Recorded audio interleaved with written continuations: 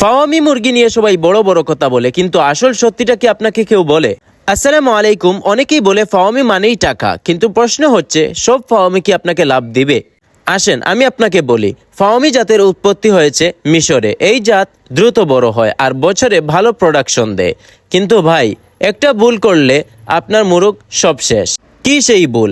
ফাওয়ামি মুরগ মূলত দেশি মুরগের মতো অত শক্ত মুরগ না।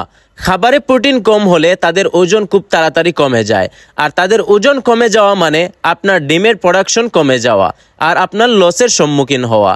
সবচেয়ে বড় কথা, অনেকেই মনে করেন ফাওয়ামি মুরগ হয়তোবা দেশি মুরগের মতো মাঠে ছেড়ে পালন করলেই হয়ে যায়। আর এটা যদি আপনিও ভেবে থাকেন, তাহলে আপনি একটা ভুলের মধ্যে বসবাস করছেন। তবে একটা শর্তে আপনি এই মুরগ বাহিরে ছেড়ে পালন করতে পারেন।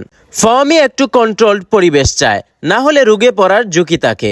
এই মুরগটা আপনি বাহিরে ছেড়ে পালন করবেন, ঠিক আছে, তবে এমন একটা পরিবেশে এই মুরগটাকে আপনি পালন করতে হবে যেই পরিবেশে আপনার ফাওয়ামি অন্যান্য মুরগের কাছে না যেতে পারে। এর কারণ আমি আগেও বলেছি, এটা মূলত দেশির মতো এত শক্ত না হওয়ায় রোগে পড়ার ঝুঁকি খুব বেশি থেকে যায়। তাই এটাকে বাহিরে ছেড়ে পালন করার চাইতে আপনার ফার্মের ভিতরে অথবা খাঁচার মধ্যে পালন করাই বুদ্ধিমানের কাজ।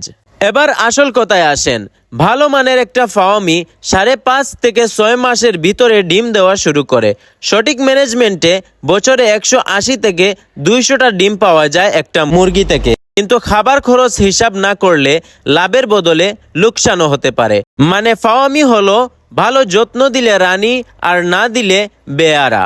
ফাওয়ামি মুরগ পালন করে আপনি লাভবান হতে গেলে 3টা জিনিস আপনাকে ঠিক করতেই হবে। 1 নম্বর হচ্ছে ব্যালেন্স ফিড, মানে খাবার আপনাকে ঠিক রাখতেই হবে। 2 নম্বর হচ্ছে ঠিক মতো ভ্যাকসিন করা। আপনি যদি ঠিক মতো ভ্যাকসিন না করেন, তাহলে আপনার মুরগ রোগে পড়ার ঝুঁকি খুব বেশি থেকে যায়।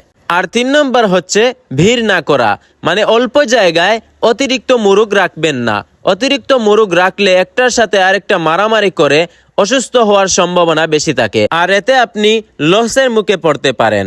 শেষে আপনাদের একটা প্রশ্ন করি, আপনাদের কি মনে হয় ফাওয়ামি মুরগ পালন করলে বেশি লাভবান হওয়া যায় নাকি দেশি মুরগ পালন করে লাভবান হওয়া যায়? অবশ্যই কমেন্টে জানিয়ে যাবেন। আসসালামু আলাইকুম।